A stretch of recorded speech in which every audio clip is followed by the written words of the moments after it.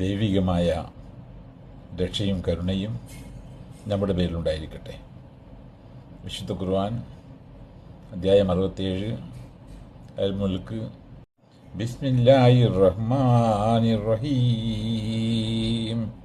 തബാറകല്ലദീ ബിയദിഹിൽ മുൽക്കു വഹുവ അലാ കുല്ലി ശൈഇൻ ഖദീർ.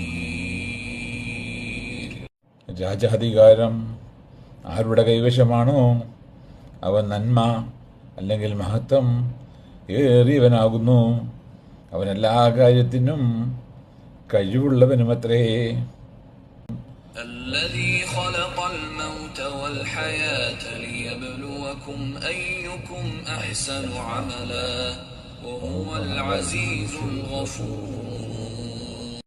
നിങ്ങളിൽ ആരാണ് കൂടുതൽ നല്ല പ്രവൃത്തി ചെയ്യുന്നവരെന്ന് നിങ്ങളെ പരീക്ഷണം ചെയ്യുവാൻ വേണ്ടി മരണവും ജീവിതവും സൃഷ്ടിച്ചവനാണ് അവൻ.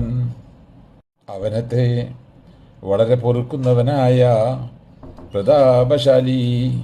الذي خلق 7 سماوات طباقا ما ترى في خلق الرحمن من تفاوت فارجع البصر هل ترى من فطور. അടുക്കുകളായ നിലയിൽ 7 ആകാശങ്ങളെ സൃഷ്ടിച്ചവനാണ് അവൻ. പരമകാരുണ്യകനായുള്ളവന്റെ സൃഷ്ടിയിൽ യാതൊരു ഏറ്റപ്പറ്റും നീ കാണുകയില്ല. എന്നാൽ നീ ഒന്ന് ദൃഷ്ടി മടക്കി നോക്കുക, വല്ല പിഴവും നീ കാണുന്നുവോ? ثم ارجع البصر كرتين ينقلب إليك البصر خاسئا وهو حسير. പിന്നെയും രണ്ടാവർത്തി നീ നോക്കുക, നിന്യമായ നിലയിൽ നിന്നിലേക്ക് തന്നെ ദൃഷ്ടി തിരിച്ചു വരുന്നതാണ്. അതാകട്ടെ പരവശപ്പെട്ടതുമായിരിക്കും. ولقد زينا السماء الدنيا بمصابيح وجعلناها رجوما للشياطين وأعتدنا لهم عذاب السعير. തീർച്ചയായും ഏറ്റവും അടുത്ത ആകാശത്തെ നക്ഷത്രവിളക്കുകൾ കൊണ്ട് നാം അലങ്കരിച്ചിട്ടുണ്ട്. അവയെ നാം പിശാചുക്കളെ എറിഞ്ഞാട്ടുന്നവയും ആക്കിയിരിക്കുന്നു. അവർക്ക് ജ്വലിക്കുന്ന അഗ്നി നരകശിക്ഷ നാം ഒരുക്കി വെക്കുകയും ചെയ്തിരിക്കുന്നു.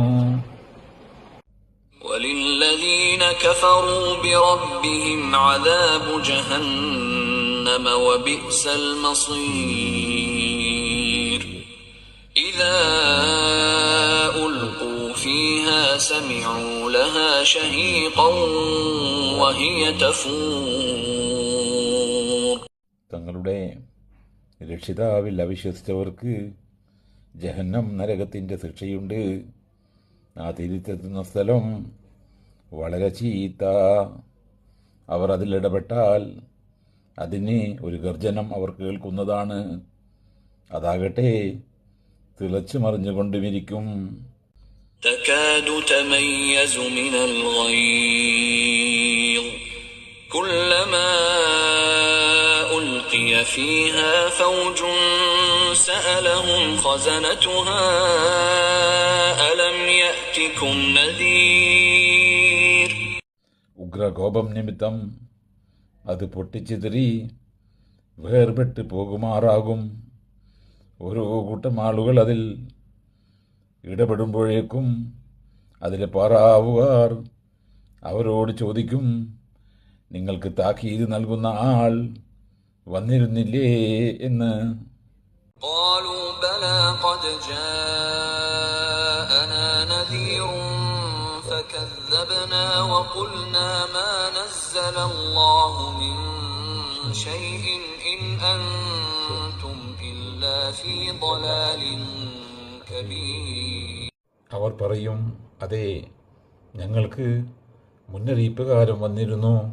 അപ്പോൾ ഞങ്ങൾ നിഷേധിച്ച് തള്ളുകയും അള്ളാഹു യാതൊന്നും ഇറക്കിയിട്ടില്ല, നിങ്ങൾ വലിയ വഴികേടിൽ തന്നെയാകുന്നു എന്ന് ഞങ്ങൾ പറയുകയുമാണ് ചെയ്തത്.